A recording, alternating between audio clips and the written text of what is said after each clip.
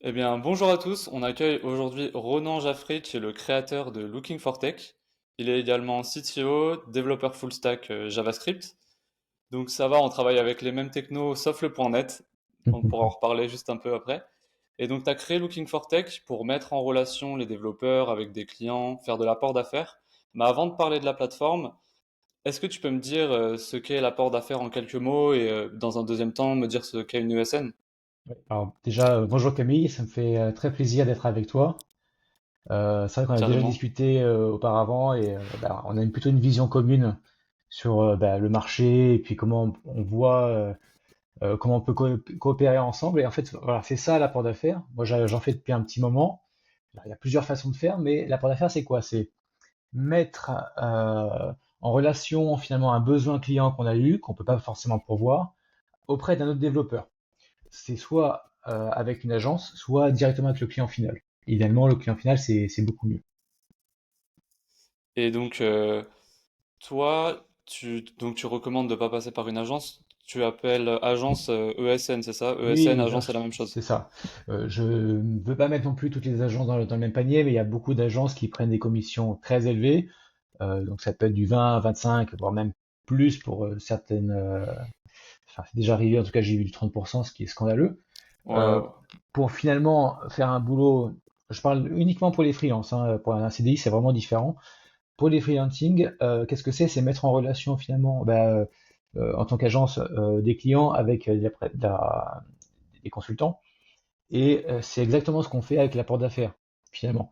La seule différence, c'est que il y a un contrat entre les deux qui est géré, donc l'agence est intermédiaire. Et j'ai vu des contrats non, où finalement le consultant prenait tous les risques. Et récemment d'ailleurs, il y a une personne qui s'est fait entre guillemets licencier de son client et qui a eu un préavis de 0 jour. Voilà, typiquement Waouh. sur le juridique, les consultants c'est eux qui prennent le plus de risques. Voilà. Et donc, si je résume, en gros, imaginons, moi, je suis déjà en mission, j'ai un client qui me contacte, mais moi, je peux pas prendre la mission, ou alors tout simplement, c'est pas les technos que je maîtrise. Je Mhm. peux, via ta plateforme, trouver quelqu'un qui prendra la mission à ma place et prendre un petit pourcentage. Oui. Alors en fait, ça se passe en plusieurs étapes. Le premier, c'est bien définir le besoin, ça c'est très important. Je sais qu'il y a des clients qui recherchent des technos très précises parce qu'ils sont très pointilleux justement sur le profil qu'ils recherchent. Donc ça, c'est très important, c'est bien qualifier la mission. Ensuite, on arrive sur la plateforme, on se connecte en 2 clics via LinkedIn. On se connecte, on poste la mission sur la plateforme en disant je recherche un développeur mobile.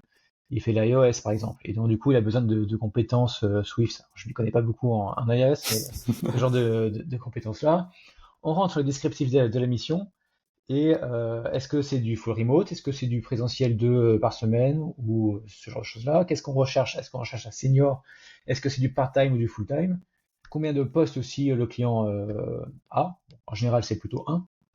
Voilà, toutes ces informations-là, on la poste, on la publie sur le site et tous les développeurs qui viennent sur la plateforme ou qui reçoivent le lien, parce que le but aussi c'est voilà, de partager le lien sur le réseau ou via le WhatsApp avec son réseau personnel de freelance, de confrères, et les gens vont pouvoir postuler.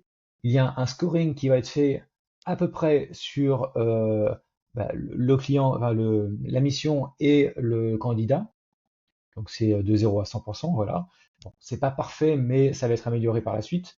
Et ce qui va permettre du coup à l'apporteur d'affaires de sélectionner rapidement quel est le profil le plus, enfin, les plus qui correspond le plus à la mission et de vite entamer une discussion avec eux pour voir, pour présenter la mission déjà auprès du consultant, parce que voilà, il ne faut pas prendre le CV et puis l'envoyer. Non, il y a une discussion qui doit être faite avec le consultant pour voir si ça matche bien avec la mission.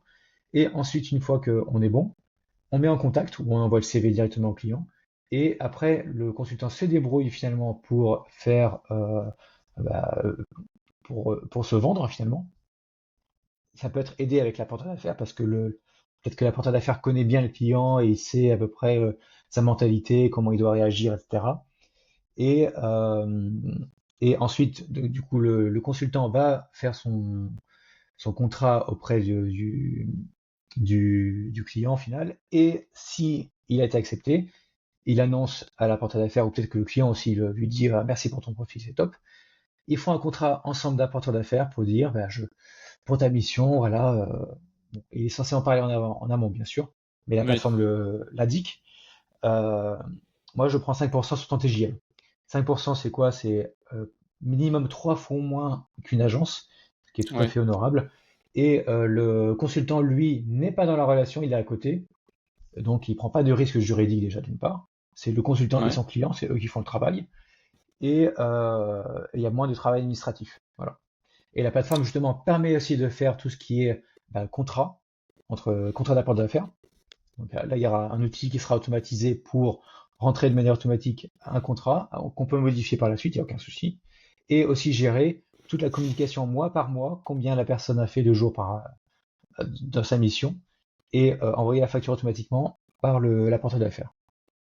Ah, donc, juste pour revenir sur l'algorithme pour trouver des Le scoring. profils. Ouais, le scoring, tu te bases sur quoi pour faire ce score-là, du coup?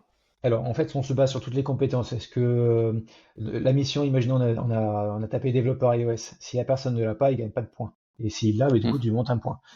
De même pour le remote, si la mission accepte 4 jours par semaine et que la personne euh, minimum en prend 3, c'est bon, ça match. Par contre, s'il prend que du full remote, ça va pas matcher. Et ainsi de Ouais, suite. Pour chaque du coup critère, voilà. Et du coup, sur la plateforme, ce que je n'ai pas dit, c'est que bon, les gens peuvent rentrer leurs informations chez développeur iOS, mais de manière automatique, grâce à Pilot, c'est-à-dire que je fais un peu de ah oui, pub pour Pilot, ça va remplir automatiquement vos données en amont. ok. Donc, c'est inscription en très simple, quoi. Tu cliques, tu te connectes, tu as déjà ton profil rempli, tu peux le compléter, et voilà. Ok, ah ouais, ça c'est cool, parce que c'est vrai que le nombre de plateformes sur lesquelles perso je suis inscrit, à chaque fois qu'on faut reprendre à la main, j'ai vraiment trop le Exactement. seum. Ouais, exactement, c'est très pénible et c'est ce que résout justement Pilot. Voilà, et puis il y aura les CV aussi qui seront faits de manière automatique avec Pilot, si je ne me trompe pas. Voilà. Oui, ouais, c'est ça. Et comment t'as eu l'idée de créer ça de base? Alors je me doute, mais pour ceux qui sont pas de ce monde-là, est-ce que tu pourrais expliquer un peu? Moi, ça fait 9 ans que je suis à mon compte et j'ai vécu finalement mon problème, enfin ce que j'essaie de résoudre, c'est que je travaillais avec une agence, j'étais assez proche d'une agence et eux, ils avaient des besoins, ils me les passaient. C'était pas dans mes technos, mais moi, j'avais un réseau forcément depuis le moment sur LinkedIn et des confrères. Donc c'est pas que forcément LinkedIn, mais c'est aussi des confrères avec qui je discute, les gens qui se lancent, etc. Ceux que même j'ai réussi à former pour se lancer en freelancing. Eux recherchaient des missions, moi j'avais les missions de l'agence et puis ou même des clients et je faisais le lien entre les deux. Voilà. Après il y a plusieurs façons de faire. Donc est-ce que tu prends côté freelance, est-ce que tu prends côté agence? Voilà, il y a Ok, plusieurs façons de faire, mais moi ma façon c'est plutôt côté freelance en fait. Ça pose moins de problèmes, on va dire. ouais, ouais, je vois bien. Et donc, imaginons, même si t'es pas intéressé par l'apport d'affaires, bah, ou tout simplement tu as pas de quoi fournir enfin fournir entre guillemets, hein, des clients à d'autres développeurs parce que t'as pas, tout simplement t'as pas de clients quoi. Et bah Hmm. tu peux quand même t'inscrire sur la plateforme dans l'espoir de trouver des missions. Tout à fait. En fait, dans la vie, entre guillemets, là, chez les freelances, il y a deux types de personnes. Il y a ceux qui savent prospecter et ceux qui savent pas prospecter. Ceux qui savent prospecter, ils seront apporteurs d'affaires, en fait, c'est ça. Et ceux qui savent pas Ouais, prospecter, ils vont se faire aider par ceux qui savent prospecter. Et en contrepartie, ils donnent un petit pourcentage. C'est ça. ouais, ok. Parce que toi, aujourd'hui, imaginons tu recommences de zéro en tant que développeur et surtout développeur freelance. Qu'est-ce que bah, tu conseillerais pour trouver des missions justement, Hmm. mis à part Ben, les plateformes, hein?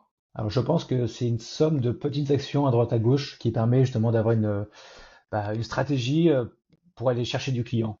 Donc, la première chose, c'est évidemment LinkedIn, c'est se faire son réseau. C'est quand on a des clients, c'est les recontacter. C'est quoi? C'est contacter du coup nos confrères, consoeurs qui ont peut-être entendu, font de l'apport d'affaires et peuvent nous mettre en relation avec d'autres clients ou d'autres agences aussi. Qu'est-ce que c'est d'autre aussi? Il y a plusieurs façons. C'est aussi contacter les personnes de la même stack sur LinkedIn et voir si leurs clients recherchent. Donc c'est toujours basé sur le réseau de tech. C'est de l'entraide en fait entre tech. Ah, donc toi, Euh, tu conseillerais éventuellement de contacter des... bah, d'autres freelances qui seraient dans notre même niche, même Oui, si, enfin, tu penses pas que ça fait gratteur ou non, ça se fait? ça peut se demander. En fait, si tu vois, imaginons sur le bon coin, ils font du React, si je me trompe pas. Si Ouais, tu vois des développeurs React chez le bon coin, tu sais que potentiellement ils ont besoin de développeurs React parce que c'est leur stack. Il y a plusieurs stacks, ouais, donc voilà, JavaScript, .NET, Java, etc. Python, PHP et compagnie. Euh, Chaque entreprise est plutôt axée sur une ou plusieurs stacks, ou une front, une côté back. En général, c'est plutôt linéaire. Ils n'ont pas l'Angular sur tel projet, du Vue.js et du React de chaque côté. En général, ouais. chacun choisit sa techno. Donc, ne va pas aller prospecter des clients qui font du Vue.js alors que toi, tu fais du React. Oui, non, C'est c'est plutôt clair. logique. Ouais, ouais, ok, donc dans la niche, ça paraît logique. Enfin, en tout cas, dans les technos qu'on maîtrise. Euh, et est-ce que c'était le seul outil que t'as essayé de créer ou t'en as eu d'autres avant, vu que ça fait 9 ans que t'es dev? Alors, effectivement, alors quand je me suis lancé à mon compte, c'était pour gagner plus d'argent par rapport à mon CDI, plus de liberté, etc. Mais assez classique. Et comme le dit beaucoup d'influenceurs tech, il y a un plafond dans le consulting, c'est que si tu as une seule mission et que tu travailles 218 jours par an environ, tu seras capé. Donc moi, c'était très sympa de gagner cette somme-là, mais finalement, je voulais de la liberté aussi, toucher plus. Donc il faut, tu peux avoir une mission et à côté faire d'autres produits. Voilà. Et faire de l'apport d'affaires, c'est aussi une autre stratégie pour gagner de l'argent de Ouais, manière entre guillemets passive. C'est pas tout à fait passif, mais tu vois le principe. Donc ouais, oui, j'ai voulu développer d'autres outils. Donc j'avais développé un outil dans le juridique, notamment dans la médiation. Ça n'a pas forcément bien fonctionné, mais c'est pas très grave. J'ai appris beaucoup de choses déjà de manière technique et de manière commerciale, tout ce qui est côté marketing et puis même le métier du juridique aussi très. bah, notamment ça Voilà, aide pour les contrats de Looking for Tech aussi, peut-être. exactement. Donc là, si tu me spoil un peu là, parce que je l'avais pas encore annoncé, mais plus tard il y aura des outils parce que en fait mon Looking for Tech résout une problématique, mais en crée une derrière où les ESN répondaient. C'est-à-dire que c'est eux qui faisaient le Ouais, contrat. Bon, de manière un peu biaisée, mais voilà, pas pour toutes, mais voilà, certains. Et donc, moi, ce que je veux amener, c'est aussi un service juridique qui permet de rédiger son contrat et de le faire vérifier, surtout auprès d'un avocat bien spécialisé, donc bien sérieux, euh, justement pour éviter d'être lésé des prestations. ouais, ok. Voilà. Donc, donc toi, comment ça se fait que t'es arrivé à, enfin, t'intéresser au côté juridique des choses, justement? En fait, simplement par mon vécu, en fait. J'ai des impayés. Voilà, ça arrive à tout le monde. Enfin, j'avais fait un Ouais, sondage d'ailleurs et je crois que 60% des freelances ont déjà eu un problème d'impayé? d'impayés, ce qui est énorme. Ouais, carrément. Donc, soit du retard de paiement, bon, ce qui arrive, Ouais, si c'est oui, un ça, retard de ça. quelques jours, bon, ça va, franchement, mais voilà. Et j'ai un de mes amis proches, il a eu 3 mois d'impayés, 3 mois d'impayés, et lui, ça lui mettait dans une situation très inconfortable, personnellement. Ouais, bah putain, oh là là. Ouais, ça c'est vraiment, vraiment pas souhaitable et c'est vrai que bah quand c'est des organismes ou des ESN, bah t'as plutôt confiance, mais c'est vrai que parfois pour des plus petits, en passant directement par le client, bah il y a bah, justement pas toute cette histoire de contrat juridique, etc. Et des fois ça arrive de commencer une mission, juste tu la commences et puis tu te poses pas de questions, mais c'est vrai que ça pose problème quand bah justement quand il y a des difficultés comme ça. C'est surtout un problème de rapport de force. Si tu es indépendant, Ouais, tu es tout seul, tu es une petite entité, tu n'as pas forcément beaucoup d'argent pour dépenser dans des procès ouais. ou des médiations ou peu importe. Alors que quand tu es une ESN, en général, tu as plusieurs freelances euh, chez ton client, ce qui te permet du coup de rentabiliser un peu voilà, la chose. Donc tu as un rapport de force plus conséquent que si tu es tout seul. Ok, ouais. Ouais, non, mais ça paraît logique. C'est vrai que moi, en tant que petit, je me dirais pas, bon, pour 1 ou 2 mois, je me dirais pas, bon, j'engage des procédures, parce que déjà, je connais pas, j'ai peur, et ce temps-là, je suis même pas sûr qu'il soit bien investi. Je me dirais, bon, bah, Hmm. autant trouver une autre mission, et tant pis, c'est pas grave. Enfin, c'est pas Oui, grave. et disons que si tu as 2 000 € d'impayé, je sais même pas si ça vaut le coup de passer par un avocat. Bon, Ouais, bah, c'est ça le problème. en général, la Ouais, facture ouais, moyenne pour un mois complet, c'est 10 000 €. ouais, Mais sur une prestation forfait ou une prestation part-time, le 2000 € du coup n'est pas rentable auprès d'un avocat. Ouais.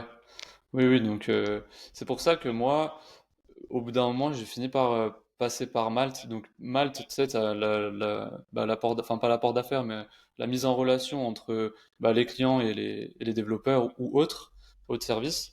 Mais aussi, on peut faire passer ces clients par la plateforme, Tout à ces fait. clients qu'on connaît déjà, et donc au lieu que ça nous facture 10% parce que ça nous a mis en relation, là c'est juste qu'on passe par la plateforme pour Hmm. avoir tout l'aspect sécurité. Par exemple, le client, ça l'oblige à payer avant la mission, et Malte joue le rôle d'intermédiaire, ce qui fait que ça met en confiance à la fois l'entreprise et à la fois nous, parce que l'argent il est là, quoi, quelque part. Et la contrepartie, je crois que c'est 5%, C'est 10%. 2% si tu. Hmm. Alors, 10 pour... Alors il y a trois... il y a 10% si tu le rencontres via la plateforme, qui se transforme en 5% au bout de 3 mois, je crois. Et si tu l'invites alors qu'il t'avait pas trouvé par la plateforme, bah là c'est entre guillemets que 2%. D'accord. Ça, 2%, c'est Le... intéressant. Ouais, c'est intéressant, bah, déjà pour le point de vue sécurité, tout ça, mais aussi parce que ça te donne des points sur la plateforme. Ça aussi c'est intéressant, hein, je trouve, leur système de points de niveau là, Super Malter 1, etc. jusqu'à 3, parce que t'incite, ils ont trouvé un moyen de nous inciter à continuer d'utiliser la plateforme malgré les frais qui sont quand même Oui. élevés, entre guillemets. Alors, il y a des frais côté consultant et je sais qu'il y a aussi des frais cachés côté entreprise. Ce qui fait Ah ouais? aussi que bah, du coup, l'entreprise, elle est amenée à payer plus. Et si elle ne veut pas payer plus, ce sera toi qui va. Ce sera le TGM final finalement qui sera réduit. Ça, Oui, c'est faut ça. en prendre conscience. Ouais, non, c'est clair. Mais c'est vrai que là, en rentrant, j'ai fait un voyage de 5 mois là, et donc pendant ce temps-là, j'ai pas trop travaillé mes réseaux sociaux, et donc en revenant, que ce soit les plateformes, c'est vrai que les plateformes, elles étaient plus ou moins mortes aussi, donc ça fait que j'ai dû commencer à faire de la prospection. Et en fait, tu te rends compte que je dirais 70% des missions, elles sont même pas publiées quelque part. C'est juste les gens ils connaissent ce qu'ils cherchent, mais ils vont pas le publier quelque part de public. Donc toi, tu sais même pas que ça existe en fait. T'es Tout à obligé fait. d'aller les contacter. Tout à fait. En fait, il y a les plateformes, tout ce qui est public. Bon, il y a tout Ouais, ce qui est AO, etc. Donc les appels d'offres. Bon, ça, c'est pour les gros marchés, les grands comptes. Je pense pas que ce ouais, soit franchement notre cible, parce que tu es obligé de passer par des ESN qui sont référencés, etc. Ça, c'est un ouais, process assez compliqué, mais on est en concurrence avec plein de scènes, donc bon, ça, c'est pas le marché le plus idéal, même s'il y a ouais, beaucoup de travail. Mais effectivement, il y a tout ce qui est off-market, qu'un certain coach ouais. Karim parle souvent. L'off-market, très important parce que ben, du coup, la mission n'est pas publiée et on est en avance par rapport à tous les autres concurrents, avant que ce soit Ouais, publié. c'est ça. Puis je dirais que j'ai l'impression en tout cas que si ils vont jusqu'à publier sur la plateforme, c'est soit qu'ils ont un gros volume et que ils publient sur des plateformes pour avoir un gros public. Mais sinon, je pense que celles qui ont des bonnes missions et où elles n'ont pas un gros volume de missions, elles vont d'abord rechercher les proches de ceux qui sont en interne. Hmm. Ensuite, enfin, elle va élargir le cercle jusqu'à trouver. Mais en tout cas, il faut être dans les premiers. Bah, si tu veux être dans les premiers, tu es obligé d'avoir contacté la personne et pas d'attendre que ça soit public. Oui, en fait, il y a des entreprises énormes qui postent sur les plateformes parce qu'elles veulent faire du volume, comme tu le disais, et des Ouais, petites PME, TPE qui ont des petits besoins. Par exemple, j'avais fait un besoin en forfait récemment, ils voulaient une plateforme voilà, pour faire commander sur des produits bien particuliers. Ils ont contacté personne, ils avaient déjà une agence, mais le travail n'était pas bien fait. Ça fait 10 ans qu'ils travaillent ensemble et c'était un peu pourri. Voilà, ouais, ils ont fait appel à moi et bah, moi j'ai résolu leurs problèmes alors qu'ils ont contacté personne à côté. ouais. Ouais, non, mais c'est dingue. En fait, ce qui est énervant, c'est que tu te dis que ton profil, il correspond à une mission quelque part en France, mais tu sais pas encore où parce que faut aller contacter les gens, quoi. Je veux dire, tu sais que ça existe, mais c'est trop frustrant des fois, je trouve. C'est sûr, c'est sûr. Et donc toi là pour l'instant pour trouver en tant que freelance pour trouver tes missions, tu maintenant c'est que du bouche à oreille, ton réseau, etc. Est-ce que Ah, bah, ou alors ça t'arrive encore de je vais chercher quand même sur les plateformes. ouais, Voilà, les plateformes ou les recruteurs, parce que j'en connais quelques-uns qui sont bien, qui sont carrés. J'en connais d'autres qui sont des vendeurs de viande et ça, je les veux surtout pas. Moi, je veux Ouais, des gens qui sont carrés. Voilà, je connais leur marge, je sais qu'ils sont flexibles. Je peux négocier le contrat si besoin, notamment le délai de paiement ou ce genre de choses-là. Et je vais aller chercher des missions, quitte à perdre un peu en TJM. Et ouais, également, je vais aller prospecter donc sur Malte, par exemple, tu peux avoir des missions en forfait. Il faut savoir ouais, optimiser aussi son profil. Il y a des coachs pour ça aussi, très important de se faire coacher. Il faut ah savoir ouais, dépenser de l'argent qu'on gagne pour se faire coacher parce que sinon on va rester entre guillemets toujours au même niveau. Donc faites-vous coacher, ouais, c'est très important. Sur Malte, pour aller chercher du forfait ou de la régie, sur d'autres, voilà, faut multiplier les canaux finalement. Le réseau ouais. chaud, donc en fait les amis proches, hein, ou même la famille des fois, ils connaissent une personne qui veut une plateforme, etc. Ou les confrères, consoeurs, voilà, tous ces axes-là. Donc Et, toi, ça t'arrive de... Ouais, vas-y, et, dis-moi. et aussi LinkedIn pour aller chercher des clients, des petites entreprises qui ont des besoins ponctuels. Donc là, est-ce que LinkedIn, t'as l'abonnement business là ouais, pour Alors, je crois prospecter? il y a trois façons, enfin deux abonnements. Le premier, c'est pas d'abonnement, mais on n'est pas très visible, on est Hmm. limité en termes de messages. Je crois on peut même pas taper un message à une personne qui est pas dans le réseau, je crois. Ouais, bah c'est ça. Voilà. Troisième chose, c'est que tu peux pas inviter non plus masse de gens par semaine. Ensuite, le deuxième abonnement, c'est celui que j'ai pris pour le moment. Tu peux écrire, t'es plus visible déjà d'une part. Ça coûte 300 € par an, je crois. Un peu plus Ouais. peut-être. Tu es plus visible sur les réseaux, tu peux inviter plus de personnes, tu as un peu plus de fonctionnalités. Et le troisième, si je ne me trompe pas, c'est Sales Navigator, qui permet des fonctionnalités bien plus avancées pour aller chercher vraiment des clients. Ouais, bah ça c'est, j'ai l'impression, enfin, je pense que celui pour un freelance comme nous, celui intermédiaire, il est Ouais, plutôt bien. il n'est pas trop Franchement, j'ai cher. poussé ses limites. Ouais, bah ouais, c'est ça. Tu l'as pris aussi, oui. Bah justement pour faire de la prospection, au début je me laissais mes petits, parce que je crois que quand t'as pas l'abonnement, t'as 10 messages gratuits à Mm. quelqu'un qui est pas de ton réseau. Donc en plus c'est un message en invitation, donc tu es obligé de l'inviter, faire Oui, se connecter avec un message, et t'en as que 10. Et à chaque fois je les gardais, je me disais ah, vas-y je les garde pour les personnes importantes que je savais que ça allait servir. Puis au bout d'un moment je me suis dit non mais là si je veux, enfin faut que je fasse plus de volume. Et je crois qu'avec le business tu peux en envoyer 200 par semaine. C'est énorme, enfin te voilà. connecter avec 200 personnes par semaine, tu leur fais un message. Franchement j'ai l'impression d'avoir retourné toutes les ESN ou tous les recruteurs de ma région là. Ouais. Après, voilà, 200, c'est vraiment quand tu focus, focus, Oui, focus oui, oui, bien sûr, dessus. ouais.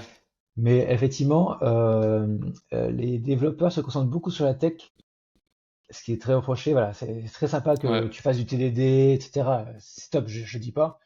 Maintenant, il faut aussi avoir la compétence commerciale parce qu'un freelance, c'est une entreprise. Et si tu sais pas gagner des clients, bah, tu seras entre guillemets, enfin, tu seras dépendant des clients et des agences, et surtout des agences, ouais, parce que les clients en général vont pas prospecter les freelances, c'est plutôt les agences, c'est leur cœur de métier.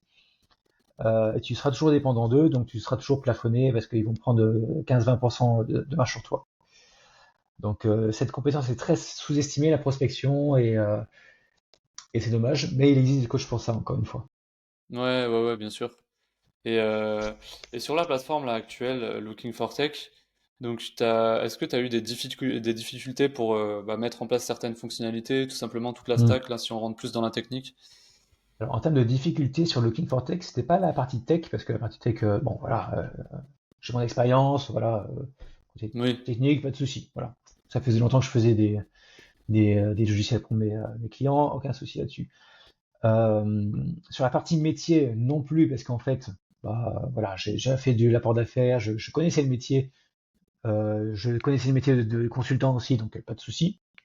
Par contre, là où ouais, j'avais des problématiques, c'est sur tout le côté marketing, côté un peu communication auprès sur la landing page, comment je présente, quel bon wording je mets qui impacte. Ça, j'avais vraiment des difficultés. J'ai fait appel à quelqu'un, Florent, ok. il se reconnaîtra. Et ça m'a beaucoup, beaucoup aidé parce qu'au début, mon message était vraiment catastrophique. C'était pas du tout vendeur. Voilà. Donc, c'est la partie marketing aussi à apprendre à prospecter, à écrire sur LinkedIn, même si, voilà, ben, je sais que mes messages sont pas parfaits. On utilise tous des IA, bon, pas du copier-coller, hein, mais voilà. Ouais, Euh, c'est pas très grave si au début c'est mal fait, mais voilà, il faut savoir se tromper pour progresser de toute façon. Donc apprendre à écrire sur LinkedIn, répondre, etc. Toute la partie tarifaire aussi, qui n'est pas encore publiée parce que pour l'instant l'outil est gratuit. Et je vous Ouais, invite d'ailleurs parce à le tester, que hein, ça sert à ça, justement, c'est testez-le, faites-moi des retours pour l'améliorer, parce qu'on fait un travail tous ensemble en fait, ça. C'est une plateforme ouais, d'entraide, bah mais c'est une c'est communauté.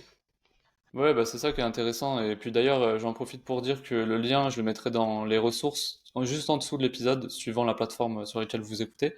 Et donc, ouais, bah, je vous invite carrément à vous inscrire. En fait, plus on sera, et plus ça va donner envie aux personnes qui ont des missions à mettre, à les Hmm. mettre sur la plateforme. Et en même temps, bah, des profils de qualité pour répondre à ces missions. Enfin, c'est vraiment un outil tech fait par un tech pour les techs. Ça, c'est Exactement. cool. C'est vraiment ça ma philosophie, c'est vraiment l'entraide.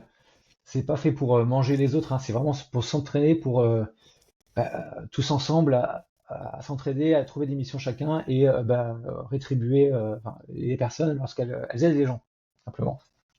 Ouais, bah, c'est totalement C'est normal. vraiment ça la philosophie. Et donc, par rapport aux factures d'émission, euh, je sais que tu t'en as parlé, mais précisément, imaginons, enfin, est-ce que tu peux me décrire tout le process, Ouais. ce serait intéressant, ouais. Alors, le process que moi j'utilise, mais après chacun est libre de faire comme il veut, c'est Ouais, j'ai une mission, du coup je la poste après vérification et qualification sur la plateforme. La personne elle postule et donc tu vas discuter avec lui et imaginons il est pris, très bien, donc tu fais son contrat avec lui et tous les mois tu vas envoyer une facture. Imaginons tu avais pris une commission de 5% sur son TSGM à 500 euros, donc tu vas récolter de mémoire 500, hop là, attends, je suis perdu. 500 euros, imaginons, 500 euros de commission, ouais. voilà, 500 euros de commission, et tu lui envoies ta facture à 500 euros hors taxe. Ah, Et donc lui, c'est dans il un va te payer. deuxième temps, ouais, ok. Et donc Voilà. lui, il est obligé de le faire parce qu'il y a un contrat. Oui, il y a un contrat, et voilà, c'est en dehors du contrat et surtout les notions d'honnêteté, voilà, Oui, bien sûr, simplement. mais bon, on sait jamais. Oui, effectivement, il y a des gens qui disent oui, bon, c'est des factures à 500 euros, la personne elle peut pas, elle peut ne pas payer, etc. Certes, il y a un trou dans la raquette là-dessus. Après, je fais confiance justement à l'honnêteté des informaticiens et en général, ils sont plutôt bienveillants entre eux. Ouais, Bah, c'est mon avis, hein, en tout cas. ouais, Plutôt bienveillants dans notre métier, en tout cas, parce que il y a d'autres métiers où c'est un peu plus difficile. Chez nous, je pense qu'on est plutôt bienveillants. Il y a vraiment une philosophie dans l'IT d'entraide avec l'open source et tout ça. Voilà, on s'entraide et puis en plus, on est amené à travailler ensemble. Donc, oui, bah La c'est France ça. Et est un, puis, oui. la France est Et petite. ouais, c'est ça, le monde est petit, mais c'est vrai qu'on se rend pas compte, mais pour faire une petite parenthèse, ça arrive de t'es à l'autre bout du monde, tu croises quelqu'un que tu connais alors que c'était pas du tout prévu. Oui, C'est ça m'est déjà arrivé. vraiment ah ouais? J'avais déjà travaillé pour un client et j'avais rencontré une personne et je l'ai revu un peu plus tard. C'était très drôle. Et, bon, heureusement, j'étais en bon terme avec lui, hein. Mais c'était très sympa en tout cas, ouais. Comme quoi, voilà, il faut soigner sa réputation, hein. Bah c'est ça, et puis du coup, en plus, c'est un peu comme sur Malte, c'est un investissement sur le long terme, dans le sens où si tu montres pas de blanche, ou tout simplement si tu es honnête, et bah derrière, bah, ça va t'apporter plus de missions, parce que bah voilà, on voit que tu es quelqu'un d'honnête, et c'est un cercle vertueux. Oui, oui, tout à fait. Là, je veux parler d'une personne que j'avais déjà rencontrée, mais il aurait pu très bien. Imaginons, je la connaissais pas. Le client Ouais, connaissait cette personne-là, il lui demande est-ce que tu connais lui? S'il me fait un retour négatif, ça me ferme plus de portes qu'autre chose en fait. C'est, bah euh, ouais. tu peux arnaquer quelqu'un et gagner de l'argent. Sur le court terme, tu vas gagner beaucoup, mais sur le long terme, t'es vraiment déficitaire. Voilà. Donc, Ouais, non, c'est clair. sois bienveillant et sur le long terme, tu vas gagner bien plus. C'est l'effet boule de neige de toute façon. Plus t'as de personnes que tu as aidées et avec une bonne relation, plus ils vont te recommander au fur et à mesure pour eux-mêmes ou pour d'autres clients. Ouais, non, mais c'est clair, on néglige, enfin, c'est pas qu'on néglige, mais c'est quand même important que à la fin le client il soit satisfait parce que, enfin, on néglige justement le pouvoir du bouche à oreille, c'est trop Hmm. puissant, quoi. Bon, après, tu disais que le client soit satisfait. Euh, oui, certes. Après, on fait tous des erreurs. Après, il faut savoir les Ouais, assumer, être honnête. C'est juste ça. On fait tous des erreurs, on est tous humains, voilà. Mais si toi, tu montes pas de blanche auprès de ton client, il saura normalement le reconnaître. que les conditions n'étaient pas forcément idéales, par Oui, exemple. oui, oui, bien sûr. Oui, non, mais ça peut arriver. Et du coup, question encore freelance, ça t'arrive donc de prendre des missions en forfait? Ça m'arrive, oui. C'est ce que j'essaye maintenant de travailler. C'est des missions au forfait qui, du coup, me permet de gérer mon temps comme j'ai envie, d'aller plus vite si j'ai envie aussi. Et en général, c'est ce que je Ouais, fais, hein, c'est que le but du jeu, c'est je prends les missions et avec mon expérience, je vais beaucoup plus vite et du coup, parce qu'il y a beaucoup des fois du copier-coller, et puis avec des IA, on va beaucoup plus vite. Euh, donc, essayer de faire le produit le plus rapidement possible pour avoir des retours le plus rapide aussi auprès du client pour livrer la solution et passer à autre chose. Et et avoir du business qui vient de sa part aussi. ah oui, bah ouais, ouais, ça c'est important. Et donc aujourd'hui, tes missions, c'est que du forfait ou t'as aussi une base où t'es en Alors, régie? actuellement, j'ai fini mes missions, enfin j'ai fini ma mission en régie et effectivement j'ai 3 ou 4 forfaits actuellement là. Ah ouais, ok. Voilà. Et c'est quoi que tu développes pour tes clients généralement? Alors il y a du dashboard, il y a des applications un peu plus complexes. Donc les dashboards en général c'est pas très cher, hein, voilà. Et les Ouais, applications bien plus complexes avec toute la gestion du coup du profil, avec des sections, etc. Puis des rôles, voilà. Donc ça peut faire des applications qui sont bien plus complexes, qui sont amenées d'ailleurs à évoluer davantage ouais. et qui peuvent faire gagner sur ton premier lot, imaginons c'est 30 000, et puis tu as d'autres lots qui vont arriver par la suite. Ce qui te permet de faire ça, si tu fais ça de manière progressive dans l'année, récupérer du business tout le long de l'année. Parce que donc tu as ton Bah ouais, client ouais. 1 qui te demande une solution en janvier, il revient en avril et ainsi de suite. Ouais, ouais, ouais, Donc si tu cumules, c'est c'est pas très mal, bien. ouais. Ouais, c'est un peu si par exemple la personne elle crée un SaaS, c'est vrai qu'un SaaS par exemple c'est amené à évoluer et donc Toujours. ouais, Voilà. C'est comme une maison, hein. Je sais pas si tu es propriétaire, mais il y a toujours besoin pas de faire quelque encore. chose. Voilà. Bon, ben, Ouais. je te le dirai, voilà. Je te dis, c'est comme une maison. Un SaaS, ça a toujours besoin d'évoluer. Il y a toujours une fonctionnalité en plus qui est faite à rajouter, qui est à rajouter. Et ça va au niveau de enfin, est-ce que tu traques ton temps pour savoir un peu combien ça Non, te prend de temps à chaque fois? je t'avoue que je le traque pas du tout, non. Non, Et je fais pas c'est trop une ça. volonté ou c'est juste que t'as pas encore pris le temps de le faire? C'est pas forcément mon envie. Voilà, moi j'aime bien être. Je sais qu'il y a des gens qui sont très carrés, qui vont calculer, etc. C'est pas trop ma philosophie, hein. Je préfère être décorrélé de tout ça et travailler. Voilà. Ok, ouais, Je sais qu'il y a des gens qui vont chercher la performance à fond. Bon, oui, très bien. ouais, Mais à trop chercher, c'est comme les gens qui se pèsent tous les jours, voilà. Moi, je préfère de oui, manière oui, c'est vrai. regardée, voilà, c'est ça. De regarder est-ce que j'ai progressé semaine par semaine sur mon poids que je cherche à réduire, par Ouais, exemple. ok. Et enfin, sur Looking for Tech, tu penses que enfin, du coup, tu traques pas ton temps, mais tu penses que ça t'a pris combien de temps à coder un outil comme Ouais, c'est ça? dur à dire parce que, ouais, effectivement, je l'ai pas fait, j'ai pas tout fait d'un bloc, parce que, Ouais, spoiler, je dors la nuit. Mais ouais, je sais pas, à peu près 2 mois, 3 mois, oui, ok, en coupé. ouais. Ah, mais tu Voilà. vois, je me suis mis à traquer mon temps là, enfin, pas récemment, mais j'ai enfin un outil qui me convient bien. Et c'est vrai que bah, j'ai codé une plateforme de formation là récemment. Et bon, il y a plein de fonctionnalités où on se dit que ça va pas prendre trop de temps, ça prend du temps, hein. À Mm. chaque fois, moi je suis pas senior en plus, donc il y a encore des trucs, voilà, surtout au niveau de l'architecture des données en fait, euh, enfin, c'est une réflexion que tu dois bien faire de base pour Oui. éviter de reprendre des trucs après. Et bah ça, tu vois, je pensais que j'ai passé tellement de temps dessus de mon point de vue, mais en fait, quand je regarde mon truc de tracking, si je, Explose. par exemple, bah non, mais en vrai, non, ça va. Tu vois, Ah, ok. si je prends le nombre d'heures que j'ai passé dessus, que je divise par 7 ou 8 pour savoir le nombre de jours, on est à 2 3 semaines temps plein. Je me dis, 2 3 semaines temps plein, ça va, quoi. Est-ce que à J0, tu savais où est-ce que tu voulais aller en termes de data, d'écran, etc. Parce que Euh, le problème, c'est pas développer. bah, tu es Ouais, développeur, voilà, voilà, c'est savoir quel produit tu veux créer. En fait, c'est le métier de ouais. PO, en fait, derrière.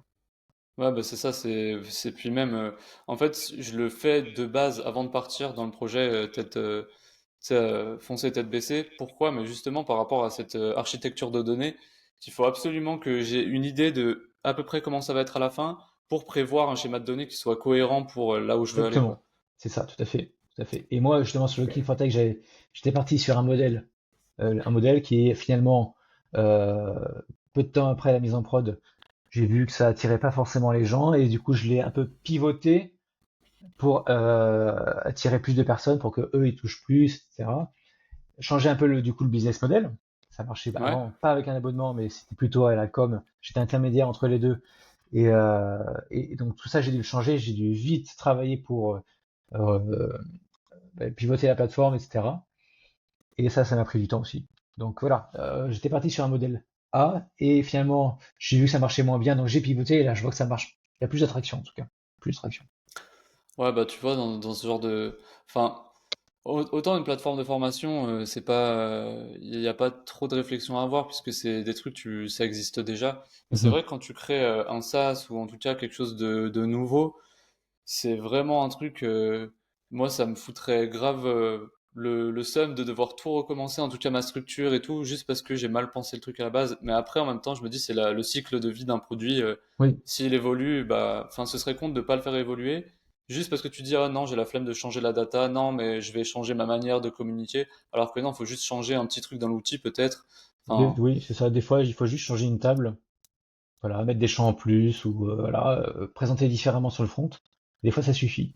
Mais si tu veux savoir si ton outil fonctionne bien, si tu vas avoir l'attraction, c'est d'y aller le plus rapidement possible. Et la philosophie, c'est build fast, fail fast. C'est-à-dire que ouais, ouais, tu vas j'aime bien construire ça. ton truc. Si ça marche pas, bah, tu le mets à la poubelle ou alors tu le pivotes. C'est ce que j'ai fait, j'ai Ouais, pivoté. Parce que j'avais quand même un minimum de traction qui disait que voilà, les gens aimaient le principe. Le principe n'était ouais, pas forcément bon à 100%, mais il y avait un truc, donc j'ai continué.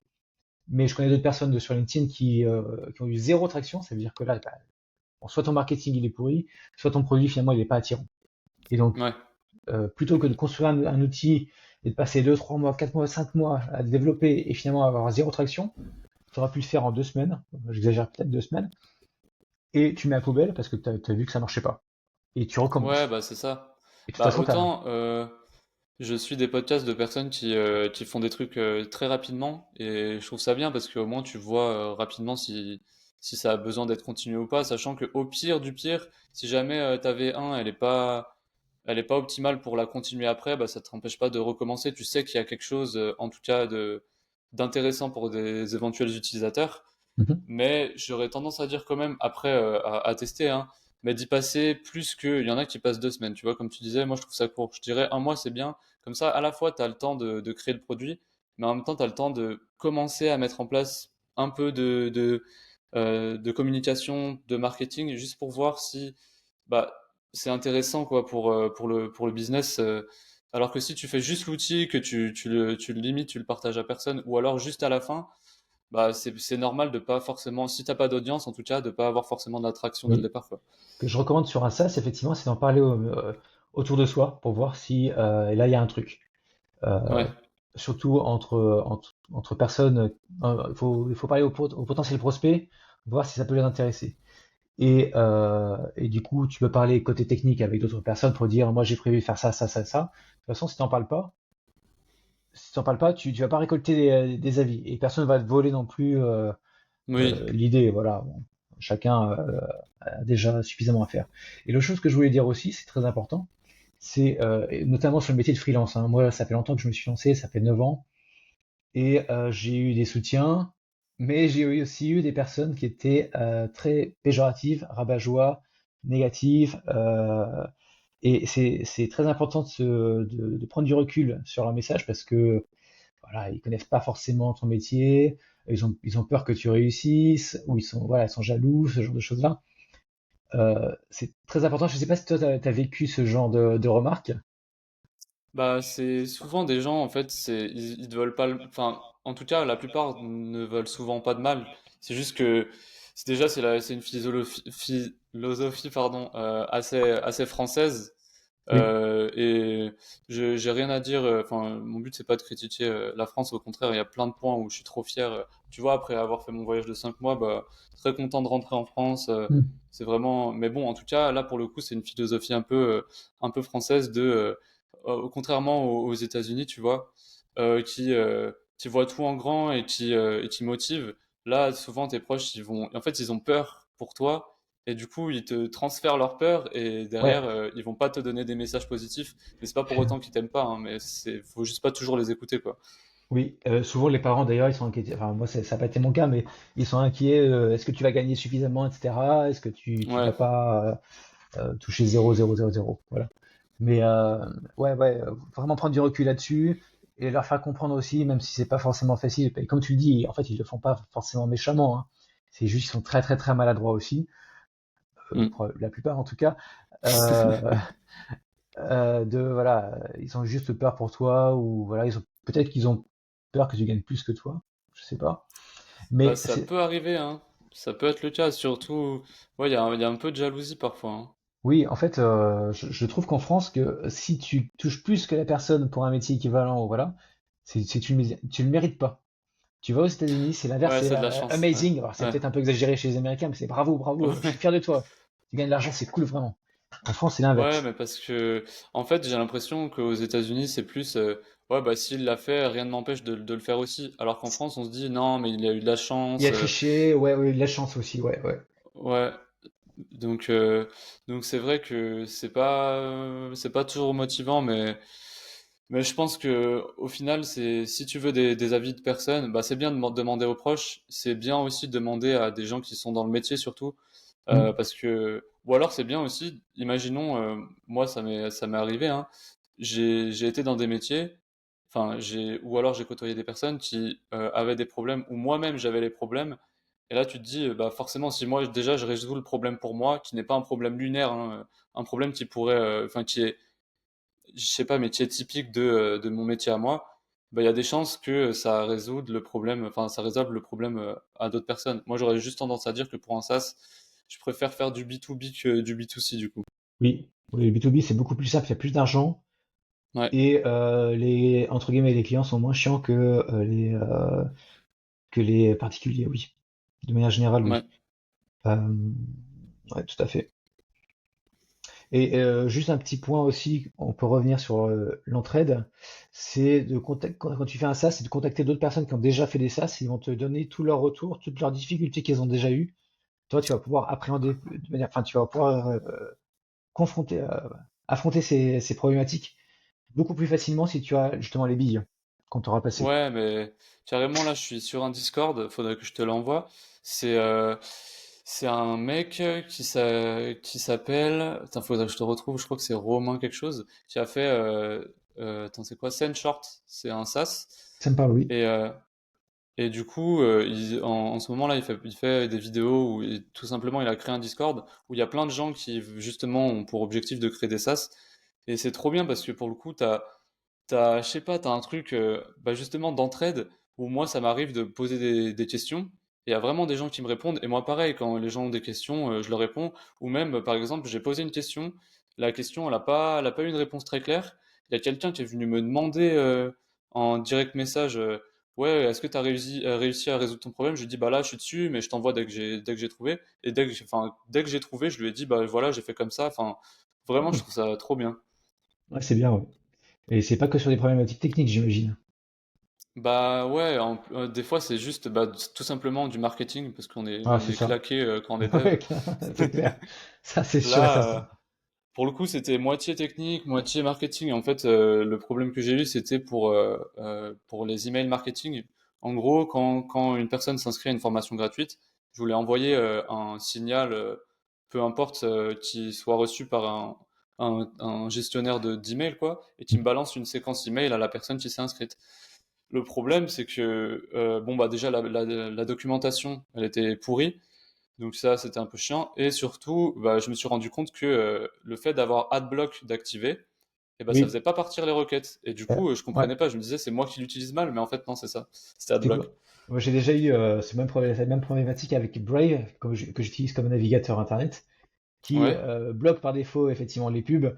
Et j'avais je sais plus ce que c'était, une requête ou un cookie qui s'affichait pas, voilà, et c'était juste Brave en fait. C'était une geolock, c'est ça, c'était une geolock. Putain, oh là là, Donc l'enfer c'était la quoi. galère. Ouais, bah pareil pour Google Analytics, si t'as AdBlock, ça Oui, fonctionne pas. Et moi, je me mettais sur Google ah oui, Analytics c'est ça. en temps réel et je me mettais sur mon site et il y avait rien. Ça me rendait fou quoi. Oui, en fait, je me souviens, voilà, moi c'est avec Fairlytics, que je recommande d'ailleurs, qui est un Google Analytics gratuit et surtout RGPD compliant, que j'utilise Ouais. pour mes projets, qui est gratuit d'ailleurs. Bravo d'ailleurs à son créateur. J'ai oublié son nom, mais c'est Camilab, si je me trompe pas, le nom de sa boîte. Et effectivement, avec Brave, ça bloquait. Ah ouais, parce que c'était installé, enfin sur le navigateur, c'était de base, ça bloquait quoi. Et c'est ça, juste avec Brave. Mais avec Chrome, ça Parce passe. que, mais c'était Brave, c'est basé sur Chromium ou pas? C'est un Chromium aussi, ça, oui. Ouais, Du coup un Chrome, Web3, enfin il y a des wallets, donc c'est ouais. plutôt axé sur le Web3, même si je n'utilise pas pour ça. Et par défaut, il y a tout ce qui est bloqueur de pub. Si tu as envie d'ailleurs d'activer les pubs, tu peux toucher des tokens en récompense. En gros, c'est que Ah ok. tu vends tes données, tu acceptes d'être targeté par les pubs et tu reçois des tokens. Bon, moi, je n'utilise pas Ah, comme c'est ça, sympa mais ça. voilà. Ouais, ouais, ouais. Et dans l'idée, enfin, c'est intéressant. Mhm. Et t'as fait quoi comme étude à la base? Parce que ça remonte un peu, Oui, mais ouais, ça ça peut remonte être un petit intéressant moment, hein, pour. parce que maintenant Ouais, j'ai 38 ans, mais j'ai fait de manière assez classique, entre guillemets, école d'ingé en informatique à 3 à Limoges. Voilà. ok. Mais après, plus le temps en passe, et surtout avec l'entrepreneuriat, je trouve, Ouais, les études dans l'informatique, c'est pas forcément obligatoire, même si c'est comme bien d'avoir un petit bagage là-dessus. Ça t'apprend pas non plus l'informatique, ça t'apprend plus à réfléchir, etc. Mais des ouais. fois, j'ai des amis, ils ont pas forcément fait beaucoup d'études, ils sont bien meilleurs, ils ont bien meilleure réflexion que d'autres ingénieurs qui, bah, du coup, sont trop carrés. Bon, Ouais, c'est je te ça, parle ouais. vraiment de l'entrepreneuriat, hein, parce qu'après, pour du CDI, peut-être c'est différent, mais l'entrepreneuriat, il faut être plus être malin que Ouais. éduqué. Et surtout, Internet fait que tout le monde peut apprendre. Il y a plein de formations gratuites et tu peux avoir les mêmes compétences finalement qu'un ingénieur qui a fait son bac plus 5. Ouais, non, mais ça, je suis totalement d'accord. T'imagines 5 ans d'études et après, il y a quand même des trucs. Avec le recul, tu vois, quand j'étais en études, je me disais, putain, mais je le fais vraiment parce que, voilà, faut le faire, quoi. Mais en réalité, avec le recul, maintenant que je l'ai fait, je me dis, ah, quand même, il y a des points que j'aurais peut-être pas eu avec l'entrepreneuriat si je m'étais lancé direct, Hmm. notamment bah, le travail en groupe avec des personnes où tu t'entends pas forcément bien avec, ou Ouais. Ou le enfin plein de management aussi. problématiques. Ouais, voilà, exactement. Faire du management, ça s'apprend sur le tas, hein, parce qu'en fait, tu l'apprends pas forcément à l'école. Tu n'apprends pas non plus Ouais, l'entrepreneuriat à l'école. Enfin, ça, c'est vraiment l'école de la vie, hein. L'entrepreneuriat, c'est t'as des problèmes. T'as un problème, tu essaies de le résoudre. Bon, tu n'y arrives pas et puis tu recommences plus tard. Ou tu le résous et puis tu apprends. Mais ces problématiques-là, tu ne peux pas les apprendre à l'école. C'est vraiment ouais. par l'expérience. En fait, je me souviens, s'il y avait quelques cours d'entrepreneuriat, et le prof, il avait dit, comment savoir si tu vas résoudre une problématique, c'est en essayant et en te pétant la gueule. Ouais, Et bah la c'est prochaine ça, et fois, tu vois, voilà, t'apprends des choses. bah c'est clair, et c'est un truc qu'on fait pas beaucoup à l'école, on nous autorise pas trop à nous louper, tu vois. Oui, ça c'est vraiment la culture française, parce qu'aux Ouais, US, encore une fois, c'est vraiment différent, et au contraire, t'as raté, bravo. Bon, c'est un peu exagéré, ouais, mais bravo, t'as appris des choses. En France, c'est oui. très négatif, très, très Bah même négatif. sur, j'entendais des personnes qui avaient planté leur entreprise, et avant de réussir et de faire des millions, tu vois, et bah ils en ont planté une ou deux, et en France, direct, quand t'as planté la première, on te dit, ah mais t'es un loser, laisse tomber, Ouais, ouais. recommence pas, ça sert à rien, C'est tu vas ça, te planter encore une fois. exactement, c'est ça. Oui, oui, bah, j'ai plus ou moins eu déjà des cas comme ça où ben, ma boîte, elle n'a pas forcément fonctionné, voilà. Ils m'ont dit, bah, t'es cuit, quoi. Voilà. Ouais. Et ok, donc ouais, t'as fait des études classiques de base. Donc Classique entre guillemets, oui, c'est ça. ouais, Après, voilà, classique, ouais, pour les. dans l'informatique, les études, c'était lié surtout à comment dire, à une époque, l'époque juste avant en fait, où maintenant avec Internet, tu peux apprendre beaucoup de choses. Ouais, bah c'est vrai. Puis autant, ouais, déjà à l'époque on avait Open Classroom, je trouvais ça cool. C'est vrai qu'aujourd'hui Open Classroom, ça pourrait être amélioré. Il y a des trucs qui pourraient être améliorés, mais c'est déjà ultra bien. Et puis même, t'as plein d'autres ressources maintenant, des ressources de personnes qui, à peine ils ont fini de leur truc, ils y sont arrivés et ils t'apprennent comment le faire. Ça, Mm. en temps réel, t'as les infos intéressantes, quoi. Et ça prend pas 10 ans à créer, je sais pas, à créer tout un programme qui sera ensuite mis à l'école, etc. Là, t'as le retour d'une personne qui vient de réussir, qui t'apprend à réussir son truc, donc c'est Tout cool. à fait. Et t'as Et YouTube aussi. YouTube, ouais, voilà, alors YouTube, c'est un peu un piège par contre, hein. YouTube, faut pas rester dans l'inaction et regarder que des tutoriels. Faut passer à l'action au bout Ah d'un mais moment. ça, dans toutes les formations, il faut apprendre la théorie, pratiquer, et ainsi de suite. Ouais, Voilà, si tu passes jamais à la pratique, t'apprends pas en fait.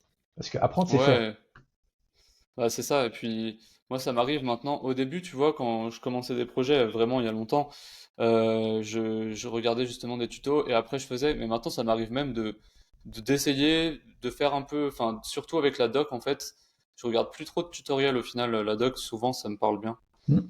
Oui, tout à fait. Mais bon, faut déjà avoir fait plusieurs projets. Au bout d'un moment, c'est toujours à peu près la même chose. À part des Oui, concepts un peu compliqués, notamment là, ce que j'ai fait dernièrement, c'était une pipeline CI/CD avec donc les GitHub Actions et j'ai une base de données PostgreSQL avec Neon.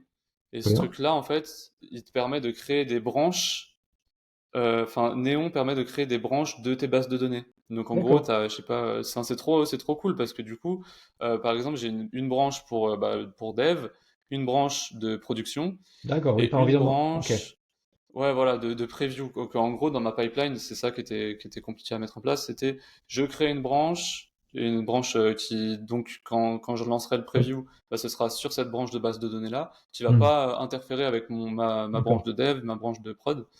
En vrai, le principe, il est super bien, hein. C'est top. Bon, c'est sûr, tu vas pas faire une migration sur tous les environnements alors que tu voulais juste cibler la preview. Mais c'est Oui, pas mal. Et ce qui est très bien, c'est que tu vois, avec ton SaaS, tu as appris à faire ça. Et ouais. tu vas pouvoir être consultant. Tu vas pouvoir vendre ce que tu as appris à tes prochaines missions en régie ou en forfait à côté. Ouais, grave, c'est trop intéressant parce que, bah, en plus, enfin, c'est une problématique qu'on retrouve et c'est vrai que les entreprises elles sont en train de rattraper leur dette technique, je trouve. En tout cas, elles ont volonté. Il y en a beaucoup qui ont de la dette et qui ont une volonté Hmm. bah, voilà, de rattraper cette dette. Et là, pour le coup, nous, dans une entreprise, enfin, dans les entreprises que j'ai faites, souvent, t'avais un environnement de développement, un environnement de staging, là, où t'étais obligé d'attendre pour pouvoir tester ton truc. Et putain, je trouvais ça trop chiant, quoi. Alors que là, le principe de ce truc de branche, c'est qui est trop bien, c'est que chaque dev, il peut créer sa branche de preview Oui, et tu peux en avoir plusieurs en parallèle et c'est pas un oui, problème, c'est trop cool. oui. Parce qu'effectivement, là, au début, on parlait de faire son SaaS, et en général, tu es plus ou moins tout seul à faire ton Ouais, SaaS. Voilà. Par contre, dans une équipe, effectivement, où tu as une base, chacun de dev, et puis tu veux tester telle feature, tu la déploies et tu peux tester juste avec ta feature. Et à la fin, bah, tu fais la migration, enfin, tu fais l'ensemble de toutes les branches pour migrer voilà, sur cette gig, effectivement. ouais, bah ça justement, le problème, enfin, comment dire, je suis pas trop, enfin, j'aime pas trop le principe justement de faire des gros packages de plein de features, déjà parce que quand tu les mets en prod, après tu sais pas laquelle pose problème. Et, mais en tout cas, tu vois, ce principe-là, il permet justement de tester en parallèle et après de mettre en prod, mais tu vois tout indépendamment et chacun met sa feature en parallèle, à part si, bien sûr, et c'est souvent ça qui est chiant, si comment Ouais, dire, c'est des conflits, ouais. elle se chevauche, quoi. Ouais, Ouais, voilà. ouais. Ça m'est déjà arrivé effectivement de faire une migration, et sauf que moi je push après l'autre personne qui l'a fait entre-temps, et du coup sa migration était passée à la trappe, et du coup le code planté quoi. Oh putain. Ouais, donc ça c'était la galère, ouais. Bon, après tu vois vite l'erreur, tu comprends, Oui, oui, tu oui. communiques à l'autre personne, ah oui j'ai fait l'erreur, c'est toi, est-ce que c'est toi ça, ah oui d'accord la migration n'est pas passée, là il n'y a pas la colonne. Voilà. Et pour revenir un peu sur Looking for Tech, est-ce que tu prévois plus tard donc de mettre déjà de te prendre une part, parce que c'est tout à fait normal au bout d'un moment, tout simplement parce que c'est un système vertueux qui, si toi enfin, faut bien que ça te rémunère d'une certaine Mhm. façon. Tu vas mettre une rémunération, comment ça va se passer, quels Ouais. outils tu comptes utiliser, Stripe ou pas? Alors, effectivement, déjà, je vais être mon propre utilisateur, mon premier utilisateur. C'est que je vais utiliser ma plateforme pour faire moi, faire mes apports d'affaires dessus. Donc, bon, très bien, je vais gagner de l'argent là-dessus, c'est top. Deuxième Ouais, chose, c'est mettre. Bon, pour l'instant, c'est gratuit, effectivement, la plateforme est à votre disposition, disposition de la communauté pour faire de l'apport d'affaires chacun. Et à terme, lorsqu'il y aura suffisamment de personnes, il y aura, je pense, trois types d'abonnements. Un pour tester la plateforme, euh, prix très bas pour tester la plateforme, et tu n'auras pas forcément toutes les fonctionnalités, ou ce sera réduit, etc. D'ailleurs, je parlerai juste après des fonctionnalités. Une deuxième, de manière assez commune, la plus populaire pour faire de l'apport d'affaires classique, toujours limité, mais pas trop. Et après, tu as la troisième offre qui est bien plus chère, enfin bien plus chère, qui sera rentabilisée dès le premier rapport d'affaires de toute façon, et oui. où tu auras toutes les options possibles, etc. Et du coup, pour revenir sur les fonctionnalités, tu vas en avoir plusieurs. Attends, je vais sur le site parce que je les connais plus par cœur, mais tu auras donc, je parlais du scoring. Je vais aussi utiliser, parce que c'est assez fun en ce moment, Mistral, donc Ah c'est ouais, ChatGPT en fait, ouais, qui est pas très cher et qui est très quali, pour formater correctement les annonces, parce que le but du jeu, c'est pas que les annonces restent trois lignes comme les apporteurs d'affaires font, recherche dev React, full remote, etc. C'est faire un pavé un peu plus verbeux pour que ce soit un peu plus quali. Il y a toute c'est une notion. ça, mais enfin, ça va être aidé par l'IA, mais c'est pas l'IA qui va écrire à ta place et Non, qui va remplir avec des. Ouais, ouais, ok. non, non, tu mets des phrases et puis lui, il va essayer de faire un texte un peu plus, voilà, avec plus de mots, par exemple, mission, je recherche plutôt un développeur comme ça, etc. Voilà. Ouais, ok. J'ai pas encore finalisé la chose, mais je vous ferai un retour là-dessus, ouais. Et Ok. l'autre chose ensuite, c'est le scoring dont je parlais. Bon, a priori, c'est plus ou moins fini, ça, cette fonctionnalité-là. Il y a la fonctionnalité de rédaction de contrat automatisé. Donc, en gros, quand tu valides que c'est lui qui a remporté la mission, il va récupérer les informations du consultant plus ceux de la mission et tu auras juste à remplir le TJM pour déterminer la marge. Pas la marge, mais la prime. Et ça va te rédiger le contrat en format docx et tu vas pouvoir l'éditer si tu as envie. Mais tu auras un contrat du coup pré-généré, juridiquement safe et tu as juste à signer. Donc, je Ouais. vais utiliser à terme DocuSign ou d'autres plateformes de signature électronique. Donc, Ouais, ça c'est cool. ce sera Ouais, ouais, signé, carrément. ça sera pas juste un bouton, ça sera pas juste un boulet en base finalement. Et j'ai prévu aussi d'autres fonctionnalités, donc j'ai oublié, mais tu vois, j'ai encore plein d'idées, etc., qui arrivent, et voilà. Franchement, je pense que, enfin, ça peut jeter un bon pavé dans la mare si ça se lance bien, quoi. Oui, alors, exactement, ça peut jeter un pavé dans la mare auprès des agences, Ouais, c'est parce ça. que finalement, les techs, s'ils sont tous ensemble, ils vont être plus forts. Ouais, Ils vont être plus forts et ce sera un cercle vertueux, comme tu disais auparavant. ouais. Et ça va pas casser le modèle d'agence, hein. Ça existera toujours. Voilà, voilà. Ce qu'on veut, c'est que on s'entraide et qu'on grignote entre guillemets leur part. Et par contre, ce que j'ai remarqué, c'est que beaucoup les développeurs ne comprennent pas l'apport d'affaires, comment ça fonctionne. Et j'ai l'impression que c'est pas quelque chose qui est encore très populaire auprès des devs. Pourtant, ça existe Non. dans l'immobilier. Quand Ouais, tu ouais. vois une maison qui est en train d'être vendue, si tu prends le contact de la personne et que tu l'amènes à une agence, eux, ils te retribuent. Nous, c'est pareil, Ouais. finalement. Nous, c'est pareil. Ouais, bah c'est en fait ça fait partie de la problématique de en dev en tout cas pendant longtemps il s'intéressait que au dev et tous les trucs à côté notamment bah pour être rentable et faire de l'argent ce qui fait que à la fin bah tu vas pouvoir dev encore plus puisque si ton projet est rentable bah voilà etc. Mais c'est vrai que c'est problématique de pas connaître ces trucs-là qui vont Ouais. faire que Mais je vois que sur LinkedIn, en tout cas, je vois les esprits qui commencent à devenir de plus en plus être ouais entrepreneurial. Alors ouais qu'il y a 10 ans, moi, je me suis donc lancé à 9 ans et ça a démarré juste, c'était juste au démarrage du freelancing. à l'explosion du freelancing plutôt, bon, suite aussi à des ajustements de statut. Je crois que c'est Sarkozy et Macron qui ont beaucoup popularisé le statut d'auto-entrepreneur, par exemple, qui est Ouais, de très bon statut pour démarrer. Euh, et au début, effectivement, tous les devs ne pensaient que dev. Voilà, c'était ouais. entre guillemets des gros nerds qui pensaient que la tech, que la tech, que la tech, alors qu'il y a plein d'autres métiers derrière qui sont Ouais, ouais, importants. carrément. Donc, c'est ouais, c'est cool que ça change. C'est vrai que moi, même chez les plus jeunes, je vois que ça commence à l'entrepreneuriat de plus en plus tôt, ce que je trouve à la fois cool, à la fois ça dépend. C'est cool dans un sens parce que il y a plus un seul modèle.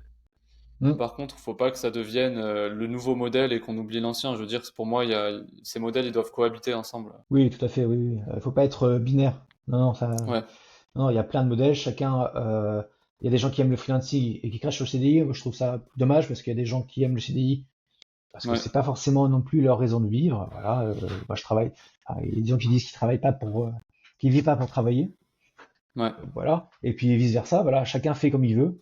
Il n'y a pas à juger le CDI c'est de la merde ou le freelancing c'est de la merde. Non, c'est chacun fait comme il a envie en fait.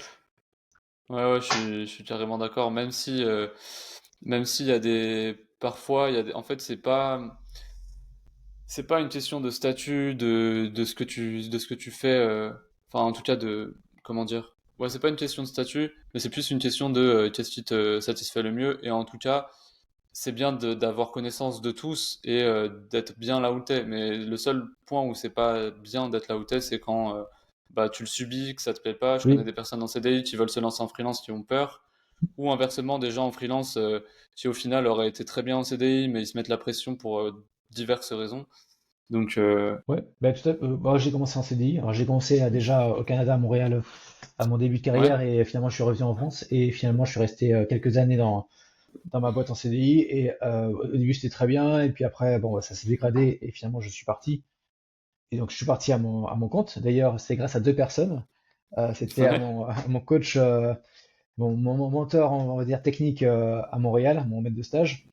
Donc voilà, mais même si c'était un marché un peu différent parce que le Canada et la France c'était pas oui, bien sûr. voilà, c'est pas la même chose. Et l'autre personne aussi qui m'a motivé à passer à mon compte, c'est très drôle, mais c'était ma coiffeuse. C'est ma Ah ouais, coiffeuse qui avait son salon et qui m'a juste rassuré en fait, Ronan, si tu te plantes, c'est pas grave, c'est pas grave. Tu reviens en CDI, puis voilà, t'as essayé. ouais, Voilà, c'est ça vrai m'a que je motivé. l'entends de plus en plus souvent, ça. C'est vrai que ça sécurise d'avoir un CDI en parallèle. Au moins, en plus, tu peux valider ton idée, valider le marché, etc. Donc, ça peut être pas mal. Mm. Surtout ne pas avoir peur d'essayer.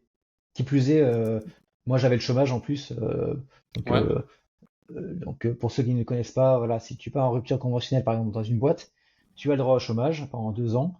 Moi j'étais en SASU à l'époque, c'était peut-être un peu bizarre de passer à ce statut-là parce que l'auto-entrepreneur c'était peut-être plus simple, mais j'ai vécu du coup 2 ans au chômage pour tester finalement est-ce que le marché était prêt, est-ce que moi j'étais prêt. Et bon, ouais. on n'est jamais prêt hein, de toute façon, hein. On est jamais prêt, et puis voilà, on fait des erreurs, et puis on corrige, et au final c'est sur la durée qu'on se rend compte si on était prêt ou pas. Et j'ai testé comme ça, et regarde, ça fait 9 ans que je suis à mon compte. Ouais, bah, tu vois, Non, t'as bien réussi. Je crois que par contre, le truc de merde, le truc conventionnel, La rupture rupture conventionnelle, conventionnelle, voilà. Ils sont en train de voir pour retirer ça, je crois, alors d'avoir le chômage avec la rupture. oui, il y a des changements. Alors déjà, la rupture conventionnelle, ça coûte encore moins cher pour une entreprise. Par contre, tu as moins d'avantages. Je crois que la prime a été réduite, c'est ça. Parce que quand Ouais, tu quittes en rupture co, tu as une petite prime liée au nombre de mois que tu as fait, d'années que tu as fait dans la boîte. Maintenant, c'est beaucoup moins élevé, je crois, mais après, c'est pas très grave, c'est pas pour ça qu'on le fait. ouais. Et effectivement, si je me trompe pas, le chômage, enfin, ouais, je vais pas m'avancer, mais cet avantage va être un peu moins rentable. Mais donc, il y a cette Ouais. solution-là, donc ça s'appelle l'AR, c'est l'ARE, voilà, c'est le maintien des Ah cotisations, oui. maintien de ton chômage pendant la création de ta boîte. Et tu as une autre aide en parallèle, donc soit tu prends celle-ci, soit tu prends l'autre, qui est l'ARS, qui a été réduite aussi récemment, où en gros tu vas consommer, si je me trompe pas, 45% de ton chômage, et tu vas Ah toucher à oui, oui, J oui. plus 1 et à M plus 6. si je me trompe pas. Ouais. Donc en fait, ça fait un petit pactole qui te permet bah, de te lancer en auto-entrepreneur parce que si tu te lances en auto-entrepreneur et ton chômage, tu vas pas toucher ton chômage en fait, parce que tu vas toucher du Ouais. salaire. Et donc tu peux cumuler l'ARS et, euh, et ton auto-entreprise, plus l'ACRE aussi, qui est une Ah oui. réduction des cotisations sociales. Ouais, ça c'est pas mal. Et, et c'est vrai que je pense que, en tout cas de mon point de vue, je pense que c'est bien plutôt de se lancer en parallèle plutôt que de se mettre au chômage. En tout cas, d'abord de se mettre en parallèle, parce que je pense que le problème de se lancer direct, c'est que peut-être qu'au début tu feras pas les bonnes actions et tu vas remplir pas forcément, enfin tu vas remplir tes journées de trucs qui n'ont pas forcément de valeur. Alors que si tu te lances à côté, déjà tu auras une meilleure compréhension de comment ça Mm. fonctionne. Et comme ça, quand tu te lanceras, tu sauras à peu près quoi faire plutôt que de te lancer direct. Ouais, Je sais pas ce que t'en peut-être. penses. Je suis pas tout à fait d'accord. Je dirais que si tu te lances en parallèle, c'est-à-dire que tu prends forcément des missions au forfait. Si tu prends des missions au Ouais. forfait, ça veut dire que t'es pas forcément non plus très carré dès le départ. Et Mm. que une relation au forfait, une mission au forfait, c'est quand même beaucoup plus ça doit être carré au niveau des process, au niveau du juridique, etc. Ce qui est beaucoup plus difficile au début quand tu te lances, quand faire de la régie. De la Oui, régie, c'est vrai. finalement, tu signes un contrat, voilà, tu travailles comme un salarié entre guillemets. D'ailleurs, il y a un nouveau terme en ce moment, c'est assimiler salarié sur Ah LinkedIn, où en putain, ouais. fait, tu es freelance et en fait, tu travailles comme un salarié. Tu es juste payé plus, quoi. Voilà. Donc en fait, pour moi, quand tu te lances, le plus simple, c'est de passer par une ESN. Elle va trouver ta Oui, mission facilement. Le but, c'est de réduire finalement la difficulté quand tu te lances. C'est mon avis. Après, chacun oui. fait comme il a Non, le non, dit. non, mais en Voilà. fait, c'est vrai que je pense qu'enfin, enfin, j'avais pas considéré la régie au début, Hmm. mais parce que c'est vrai que en fait, il y a plein, bah, et c'est d'ailleurs notre rôle aussi, hein, il y a plein de personnes qui savent pas que ça existe, qui savent pas qu'on peut passer par une ESN, qu'on peut vendre notre temps. En fait, la plupart des gens, en tout cas de ceux que je Oui, connaisse, ils pensaient que c'était faisable que en CDI et qu'on pouvait pas le faire en étant freelance, mais voilà, on a un package de 6 mois, un an dans l'entreprise. On fait presque exactement pareil. tout à fait. Mais il y en a plein qui ne le savent pas ça. Et c'est vrai que pour se lancer, si on a une mission comme ça de 6 mois, un an d'un coup, déjà ça rassure. Et puis pendant ce temps, enfin, c'est beaucoup plus simple de passer comme ça par une ESN. Encore faut-il en trouver une bonne.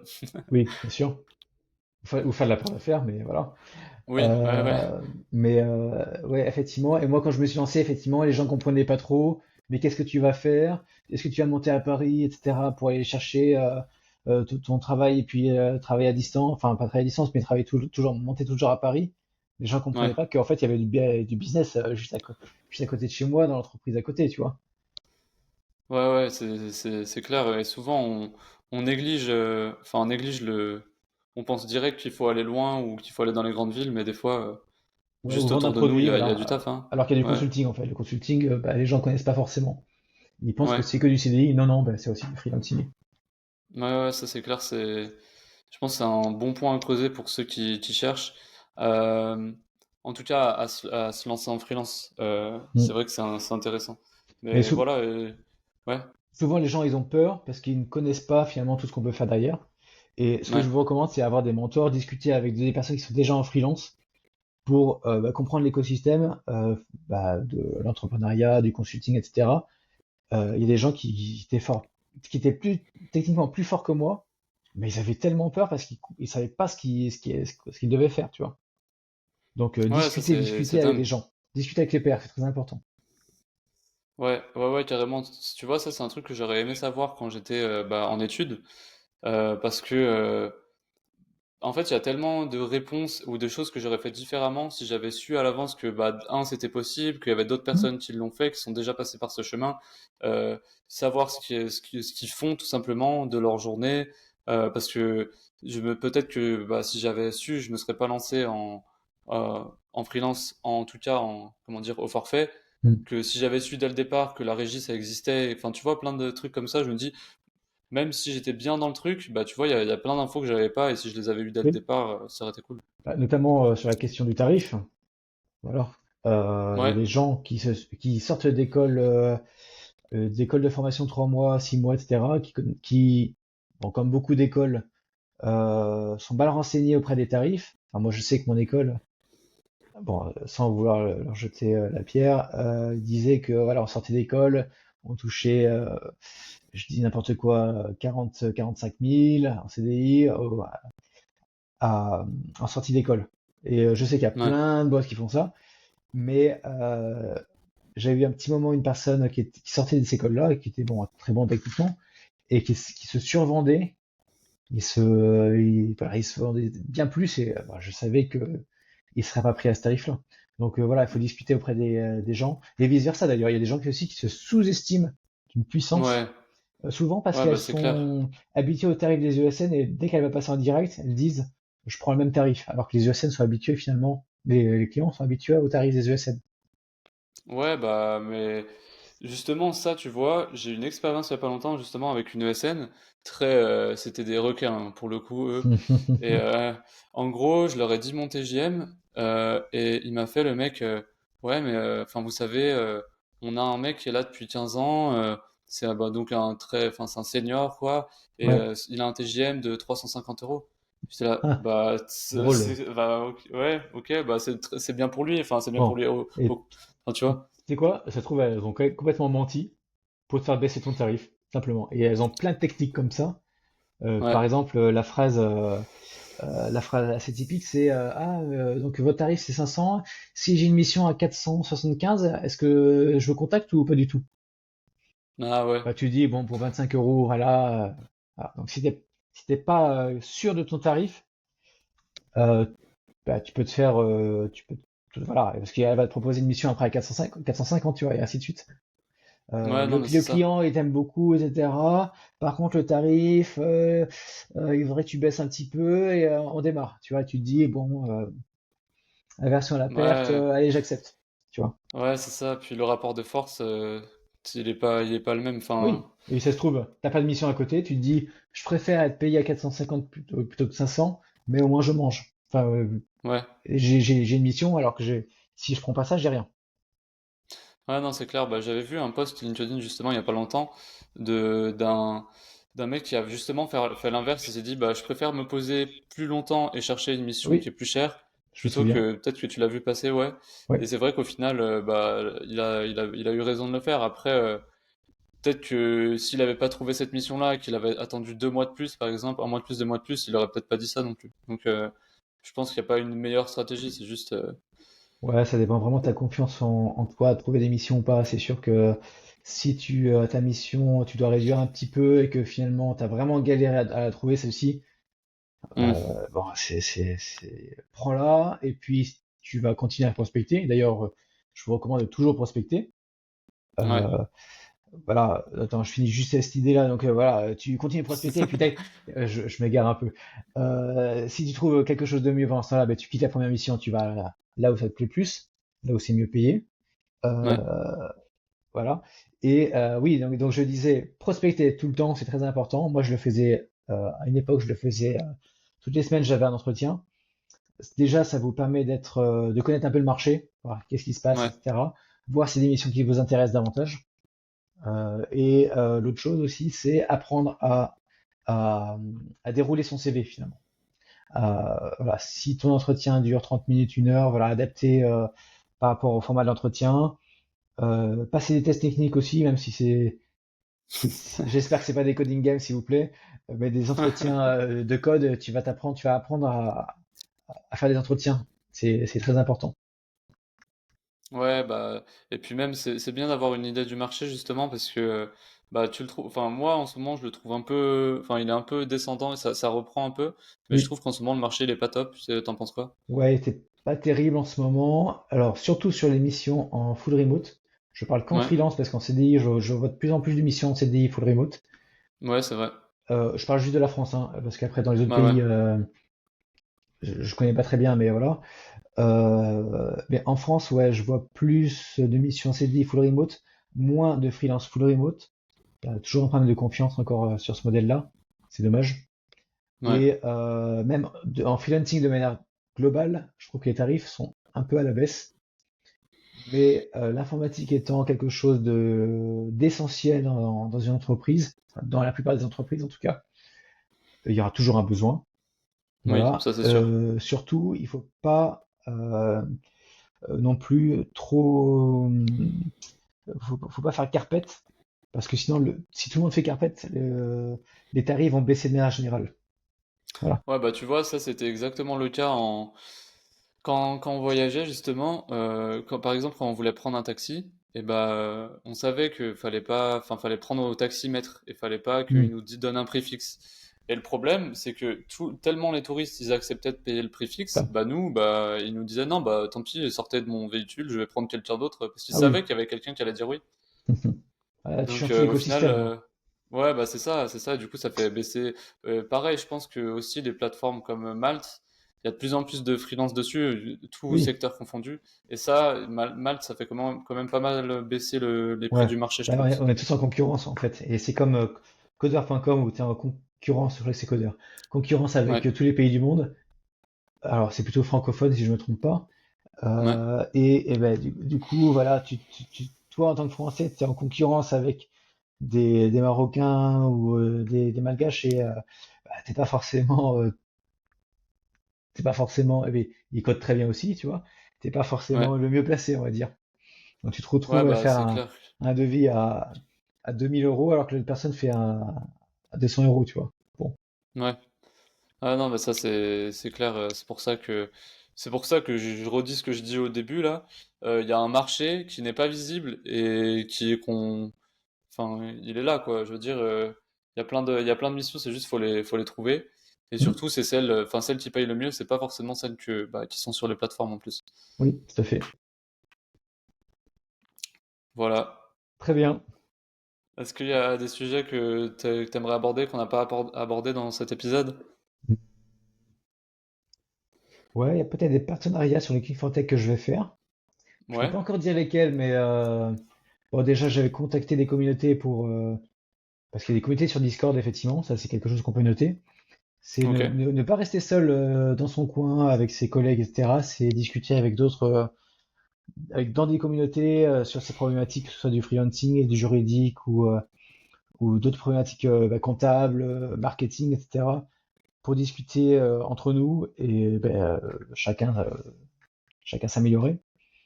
Et donc du coup, oui, je vais faire des partenariats, notamment pour aider à faire la prospection et en fait de l'apport d'affaires d'ailleurs. Ah, Parce c'est que cool. par exemple sur Malte, moi j'ai récemment souscrit à une formation d'une personne bah, qui est assez visible d'ailleurs sur les réseaux, et j'ai vu les résultats 1 heure après.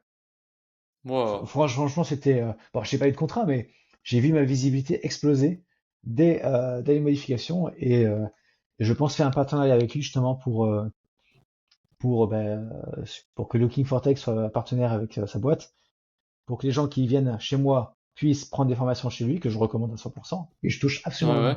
absolument rien chez lui, et que lui, à chaque fois qu'il va former quelqu'un, proposer du coup le service d'apport d'affaires. Ah ouais, ça c'est vachement cool. Pareil au niveau éventuellement d'intégration d'outils, enfin des outils que tu recommanderais, tu penses que tu vas faire des partenariats comme ça ou Alors, tu penses à quel type d'outil par exemple? je sais pas, des comptabilités juridiques, des Hmm. trucs qui seraient en Alors, rapport avec l'apport d'affaires? oui, sur le juridique, ça c'est prévu du coup. C'est Ouais, juste ouais, une c'est question de vrai. temps, voilà. Sur la Ouais, partie comptable, je sais pas encore. Je sais pas encore, mais parce qu'il y a plein d'outils de comptable. Moi, j'ai un comptable assez traditionnel, on va dire. Il n'y a pas de d'interface si ce n'est les mails et les téléphones. ouais. Et bon, ouais, ça me suffit. Mais oui, il y a d'autres plateformes comme ça. Il y a aussi Highway, par exemple, pour faire du portage salarial, si je me trompe pas. Ah Euh, oui. voilà. Après, le but, c'est pas que ma plateforme fasse du partenariat avec tous les outils Oui, je possibles. vois. Voilà, il faut rester. Normalement, quand tu fais un produit, c'est Niché, ouais. une seule utilité, c'est ça. Ouais, Faut pas que tu ok. fasses un produit fourre-tout. Ça marche pas, ça. Ouais, non, non, c'est clair. Puis à la limite, cette seule fonctionnalité que tu fais, faut la faire bien, quoi, aussi. Exactement. Fais une seule Ouais. chose, mais très bien. Ouais. Bon bah nickel. Et est-ce que juste pour la fin, comme voilà, la plupart des auditeurs ils sont sur comment dire, ils sont bah, à l'écoute. là, au moins, vu que c'est la fin, on peut peut-être éventuellement juste un retour vite fait, enfin, un partage de la plateforme, un partage d'écran que tu nous présentes très vite fait. Comme Oui, ça, je pourrais le mettre à un moment dans la vidéo sur YouTube. hop là, Parce allez, que, je fais un petit share, screen, ouais, hop, bah, je me comme ça, trompe je pas. pourrais voir si ça marche bien. Active recording. Ouais, Donc, c'est lookingfortech.fr avec un S, ouais. lookingfortex.fr. Tu as l'écran ici d'accueil où voilà, on partage l'émission. C'est community first, voilà, c'est vraiment la philosophie. Partage tes missions, fais croquer les copains. Et toi, tu es rémunéré, tu te construis un revenu passif grâce à toutes les personnes que tu as aidées. Voilà, avec une petite fac. En Enfin, vrai, les visuels, je les trouve cool. Vous les avez fait comment? Alors moi je l'ai fait avec du coup bah, les IA, voilà, on va pas se mentir. Ouais, ouais, Euh, voilà, donc ça m'était un peu parce que j'avais pas prendre des photos de Shutterstock avec des gens en costard, ce qui est pas du tout d'ailleurs ouais, la représentation d'un gars de l'IT, et c'est pas non plus le suite à capuche s'il vous plaît, c'est des mecs normaux, hein, voilà. oui, Euh, oui. et du coup on peut retrouver ici l'émission. Donc d'ailleurs récemment refait le design, qui est quand même beaucoup plus clean. Il y a encore des choses à améliorer, mais dans l'ensemble, c'est voilà, c'est beaucoup plus clean. Avec le tableau d'émission en cours, avec les statuts ici, donc là, il est en recherche de candidats. Et d'ailleurs, récemment, quelqu'un a envoyé cette mission-là, donc de 480 à 500 euros environ pour le tarif, à Aix-en-Provence, qui prend deux missions, deux sur cinq en télétravail. Et si tu cliques dessus, tu vois le détail ici, avec ça un développeur backend Java, full Java du coup, avec Spring Boot. Voilà, il recherche un confirmé, et le client, c'est un client final, tu passes pas par une ESN du coup. Ouais. Dans les éditions de logiciels, j'espère que c'est pas une ESN qui s'est pas planté le gars. Et donc c'est Michael Pastor qui prend 7% de prime d'affaires. Et donc c'est marqué ici, donc tu es au courant que voilà, tu vas devoir Ah, payer c'est cool. 7%. Et d'ailleurs, j'ai Et une question hmm, sur, imaginons que c'est une ESN et pas le client direct, ça veut dire que toi, tu prends ton pourcentage en plus de l'ESN? tu prends ton pourcentage, en fait, toi, tu prends ton pourcentage sur le tarif vendu, enfin, ou le tarif acheté du consultant. Si le consultant passe à 500 euros par l'ESN et qu'il est vendu à 600 euros, toi, c'est sur la base du 500, pas du 600. Ouais, Voilà. ouais, ok, ok, je vois. Et donc là, tu peux candidater si ta mission t'intéresse, ou si tu connais quelqu'un, tu peux l'inviter à postuler. Voilà, il va recevoir un petit Ah ouais, mail. c'est cool. Voilà, Camille vous a proposé cette mission-là, il a pensé à vous, postulez. Et bon, la personne donc Mickaël va voir la candidature et ça a été proposé par Camille. Tu peux remercier Camille du coup.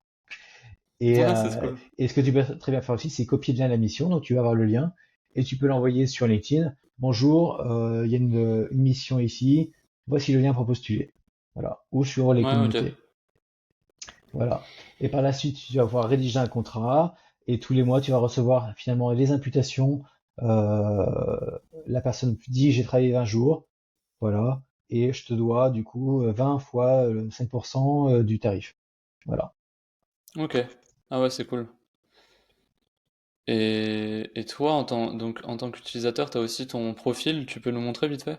Tout à fait. Donc tu as mon profil ici où tu vas de manière automatique, grâce à LinkedIn, tu as ton email qui est déjà rempli.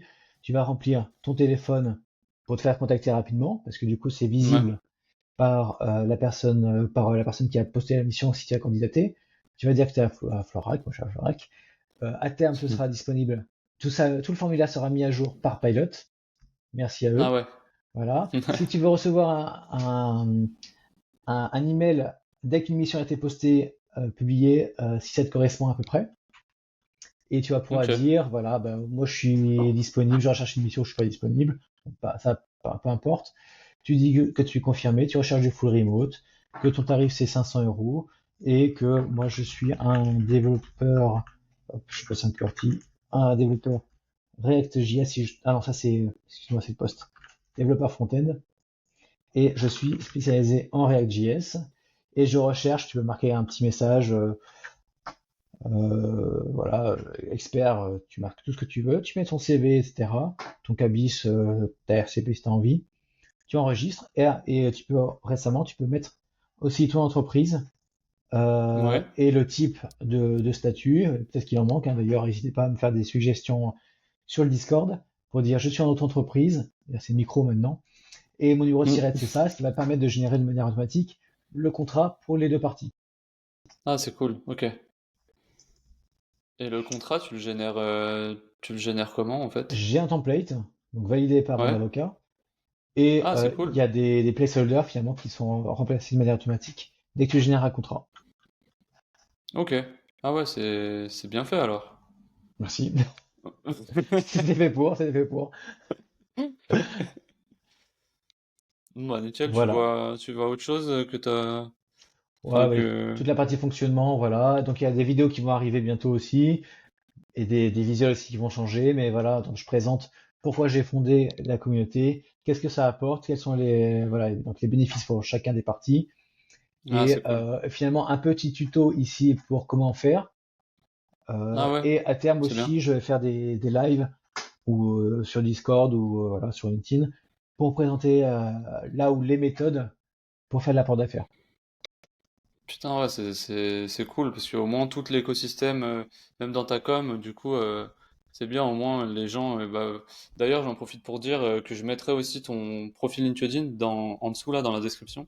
Comme ça, les personnes ils pourront retrouver ton profil et Oui, justement, si ça les intéresse d'explorer tout le côté apport d'affaires, chose qu'on fait pas beaucoup en tant que dev, mais qui devrait vraiment, voilà, qu'on le fasse de plus en plus, quoi. Bah, n'hésitez pas. Et n'hésitez pas à aller voir son LinkedIn. Et bah, puis, n'hésitez pas surtout à m'écrire, il n'y a pas de problème, hein. oui Moi, aussi, je réponds. ouais. Bon, des fois, c'est un peu compliqué de répondre à tout le monde, mais voilà, moi, je reste dans la bienveillance et des fois, je fais des calls de 10 minutes avec des gens qui viennent juste de m'écrire, qui disent, ah, c'est cool ta plateforme. Je lui fais un petit call, je lui présente la plateforme et voilà, c'est cool. Et j'espère Ouais, que ouais, les autres bah le feront c'est. aussi. Ouais, ouais, carrément. Bon, bah nickel. C'est tout bon, tu penses? Ouais, c'est tout bon, oui.